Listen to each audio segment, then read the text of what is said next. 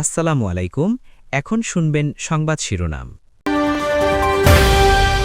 ঈদ উদযাপনে বাড়ির পথে ছুটছে মানুষ। মহাসড়কে যানবাহনের চাপ বাড়লেও নেই বড় ধরনের যানজট।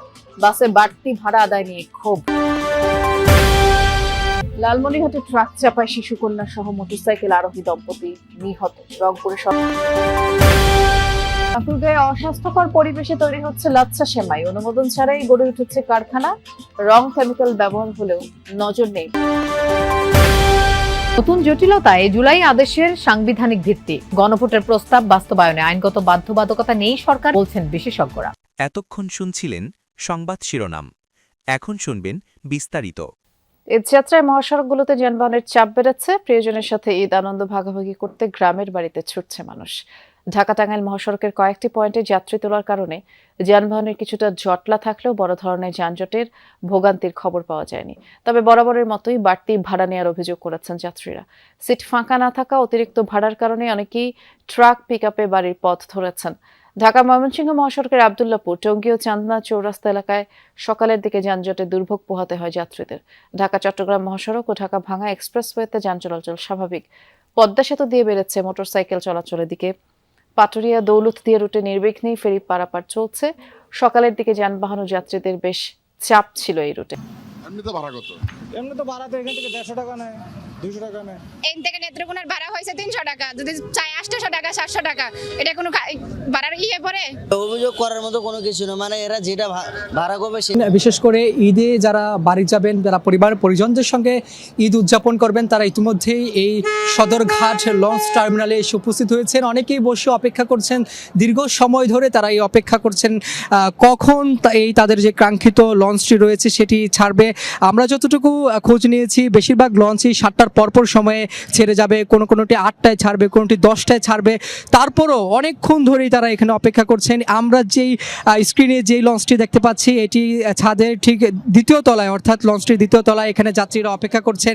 তারা মূলত আরও 2 ঘন্টা আগে থেকে এখানে অপেক্ষা করছেন টিকিট কেটে। অনেকে টিকিট ছাড়া, যারা বিশেষ করে ডেকের যারা যাত্রী রয়েছেন তারাই অপেক্ষা করছেন, কারণ তাদের কাছে একটি মহা আনন্দের দিন। ঈদে যখন এই বাড়ি যাবেন, পরিবারের সঙ্গে ঈদ করবেন। তবে তাদের সঙ্গে আমরা কথা বলেছি, বাড়তি ভাড়ার যে অভিযোগটি রয়েছে অন্য বছরের তুলনায় এবছর অনেকটাই কম লঞ্চে। বিশেষ করে এখানে সরকার যেই নির্ধারিত যেই ভাড়া রয়েছে সেই ভাড়াই নেওয়া হচ্ছে। কিছু কিছু জায়গায় আমরা দেখেছি কয়েকটি লঞ্চে যে 50 থেকে 100 টাকা বাড়তি ভাড়া নেওয়া হচ্ছে। সেটিকে যাত্রীরা আসলে স্বাভাবিকই বলছেন, কারণ 50 থেকে 100 টাকা বাড়তি ভাড়া দিয়ে হলেও তারা আসলে বাড়ি যেতে চাচ্ছেন, পরিবারের সঙ্গে ঈদ কাটাতে চাচ্ছেন। এখন পর্যন্ত এই সদরঘাট লঞ্চ টার্মিনালে আমরা দেখেছি আসার পর থেকে 1 ঘন্টায় প্রায় 3টি লঞ্চ ছেড়ে গিয়েছে এবং যাত্রীদের কানায় কানায় পূর্ণ। সন্ধ্যার পরপর আরও অবস্থা যদি বলতে চাই, একেবারে যানবাহনের কিন্তু দীর্ঘ একটা সারি পড়ে গেছে। আপনাকে জানাই যে পথ দিয়ে আছে আসলে যানবাহনগুলো চলাচল করে, 2টি লেন, একটি সরাসরি লেন, অন্যটি লোকাল লেন। লালমনিরহাটে পাটগ্রামে ট্রাক চাপায় শিশু সন্তান সহ মোটরসাইকেল আরোহী দম্পতির প্রাণ গেছে। আহত আরেক সন্তান হাসপাতালে চিকিৎসাধীন। সকালে লালমনিরহাট বুড়িমারি মহাসড়কের মির্জারকোট এলাকায় এই ঘটনা। পুলিশ জানায় ঈদের ছুটিতে এনজিও কর্মকর্তা শরীফুল ইসলাম 2 শিশু সন্তান ও স্ত্রীকে নিয়ে মোটরসাইকেলে গ্রামের বাড়ি দিনাজপুরের উদ্দেশ্যে রওনা হন। মির্জারকোট এলাকায় পৌঁছালে বিপরীত দিক থেকে আসা একটি ট্রাক মোটরসাইকেলটিকে চাপা দেয়। ঘটনাস্থলেই মারা যান শরীফুলের স্ত্রী সুমাইয়া আক্তার। অন্যদের হাসপাতালে নেওয়া হলে শরীফুল ও 4 মাস বয়সী শিশু সন্তান হুসাইফাকে মৃত ঘোষণা করেন চিকিৎসক। গুরুতর আহত 10 বছর ছেলে সোহানকে রংপুর মেডিকেলে ভর্তি করেন। সড়ক দুর্ঘটনার শিকার হয়েছেন কুড়িগ্রাম 2 আসনের সংসদ সদস্য এনসিপির যুগ্ম আহ্বায়ক আতিকুর রহমান মুজাহিদ। সকালে রংপুরের কাউনিয়ার বেইলি ব্রিজ এলাকায় আতিকুর রহমানকে বহনকারী গাড়িকে একটি ট্রাক চাপা দিলে গাড়ির সামনের অংশ দুমড়ে মুচড়ে যায়। চালক গুরুতর আহত হন।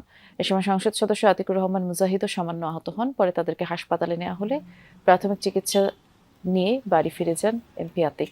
আর দুর্ঘটনা কবলিত গাড়ি 2টি উদ্ধার করেছে পুলিশ। নির্বাচিত সরকারের দায়িত্ববোধের জায়গা থেকে উন্নয়নমূলক কাজ করা হচ্ছে বলে জানিয়েছেন সড়ক পরিবহন ও সেতুমন্ত্রী শেখ রবিউল আলম। সকালে পটুয়াখালীর গলাচিপায় রাবনাবাদ নদীর উপর সেতু নির্মাণের ভিত্তিপ্রস্তর স্থাপনের পর তিনি কথা জানান। আগামী বছরের ডিসেম্বরে সেতুটি নির্মাণ কাজ শেষ হওয়ার কথা রয়েছে। ব্যয় ধরা হচ্ছে ১৬৪,৪,৮২,০০০ টাকা। আর সেতু নির্মাণ হলে এই অঞ্চলের মানুষের যোগাযোগ ব্যবস্থা সহ আর্থসামাজিক উন্নয়ন হবে বলেও আশা করা হচ্ছে।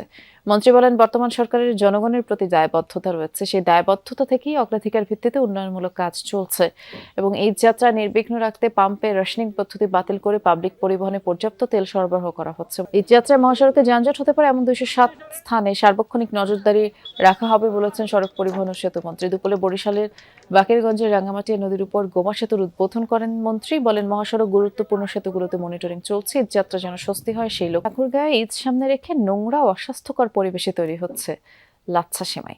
বিএসটিআইয়ের অনুমোদন ছাড়াই ব্যাঙের ছাতার মতো গড়ে উঠেছে নিম্নমানের সেমাই কারখানা। ভোক্তারা বলছেন, নজরদারি না থাকায় রং আর কেমিক্যাল দিয়ে অসাধু চক্র এই নিম্নমানের খাবার তৈরি করছে। ঈদকে সামনে রেখে ঠাকুরগাঁও সদর উপজেলার বেসিক শিল্পনগরী, জগন্নাথপুর, নারগুন, গড়েয়া সহ জেলার বিভিন্ন স্থানে অস্থায়ীভাবে গড়ে উঠেছে অনুমোদনহীন শতাধিক সেমাই কারখানা। নিয়মনীতির তোয়াক্কা না করে এসব কারখানায় অস্বাস্থ্যকর পরিবেশে বিভিন্ন প্রকার মুখরোচক সেমাই তৈরি হচ্ছে। আর ভোক্তাদের কাছে আকর্ষণীয় করে তুলতে তাতে নিম্নমানের ডালডা, রং, ঘি দিয়ে পোড়া তেলে ভাজা হচ্ছে লাচ্ছা সেমাই। এমনকি কারিগররাও স্বাস্থ্য সুরক্ষা বিধি মানছেন না। ঠাকুরগাঁয়ে ঈদ সামনে রেখে নোংরা ও অস্বাস্থ্যকর পরিবেশে তৈরি হচ্ছে লাচ্ছা সেমাই।